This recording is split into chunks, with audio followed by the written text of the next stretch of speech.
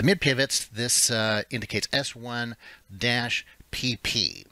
So what does that mean literally? Well, that means that it is halfway, 50%, between the pivot point and S1.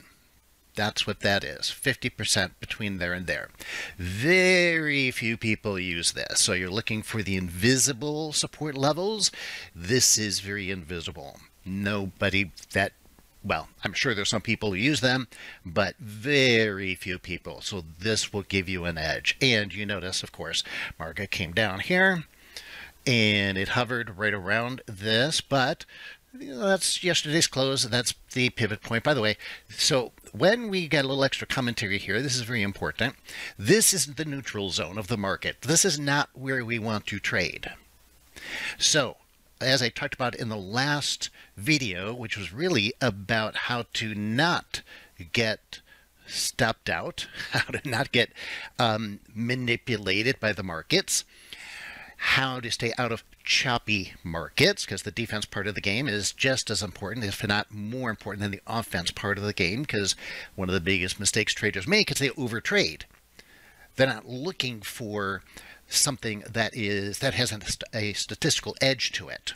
And so you don't want to trade around neutrality. So yesterday's close is a neutral zone.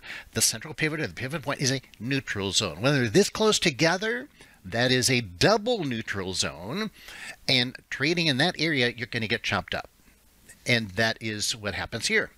Now, what else do we see? Oh, what was the low of the day? The low of the day came right here. Well, it never got down to S1. It never got up to R1. So what is this? Well, this again, something most people don't see. And it's literally very simple. It's just 50% between S1 and the pivot point. But if you have this on your chart, you will have an edge that most people don't see. I like to call that an invisible edge. An invisible edge in your trading. You will see what the amateurs don't see, and that gives you an invisible edge. One little more tip on this.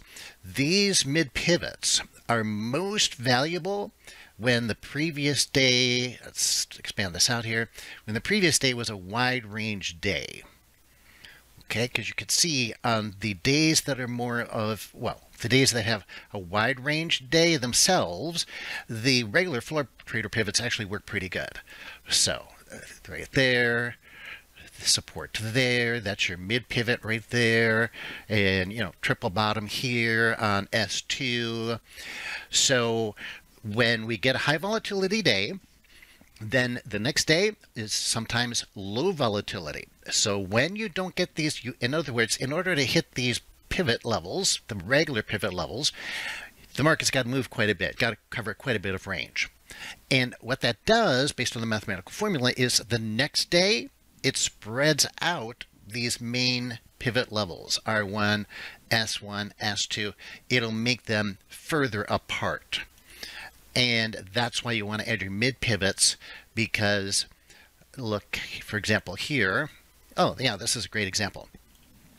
So right here, you can see these mid pivot or these pivot levels. Look at the distance between S1 and the mid pivot on this day, and S1 and the mid pivot that day. See how there's such a different range?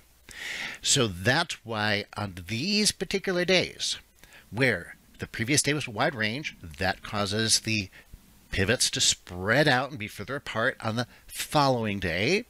These are the days that you especially want to have your mid pivots. Okay, makes sense? So very good. So there you go, my friends. Now, so we're going to look at these support resistance levels. These are very important. These are critical, but support resistance by themselves, I think of them as speed bumps. So obviously the market, if it can't go through a support resistance level, it can't go anywhere. So market breaks support and resistance levels constantly. So they're not really blockages, they're just speed bumps. And how do you get over a speed bump? Well, you need energy. And so we look at things like velocity, we look at volume and timing cycles, as I've talked about in the past. So I encourage you to get my cycle timing indicator, because the real secret, the real key to determining which of these levels will hold at any given time. In other words, how do we know if this high is going to stop there, or if it's going to go there and stop, or if it's going to go there and stop, or if it's going to go there and stop, right? Could go to any one of them. You know what the key is? The key is cycles. And this is, again, another thing that very few people use is cycles. Cycles are the oscillations of the market. If I could get the right drawing tool up here, that would be great. And so when you see the oscillations of the market, you see, oh, we're at a cycle high at a resistance level.